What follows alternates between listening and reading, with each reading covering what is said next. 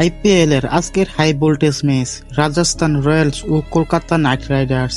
তবে ম্যাচের আগেই পরিস্থিতি হয়ে উঠেছে আরো রোমাঞ্চকর। কলকাতার অধিনায়ক আজিজকা রাহানে রাজস্থানকে খোঁচা মেরে বড় মন্তব্য করেছেন। তবে চুপ থাকেননি রাজস্থান রয়্যালস এর অধিনায়ক সঞ্জু স্যামসন, তিনিও তার মুখের উপর জবাব দিয়েছেন। চলুন বিস্তারিত একটু জেনে নেই। আজকের ম্যাচ শুরুর আগেই সংবাদ সম্মেলনে কলকাতার আজিজকা রাহানে বলেন, রাজস্থান রয়্যালস খুবই ভালো দল, তবে আমরা ভয় পাই না। আমাদের পরিকল্পনা আজকে জয় ছাড়া আর কিছু ভাবছি না। এছাড়াও তিনি রাজস্থানের দুর্বল দিকগুলো নিয়ে কথা বলেছেন।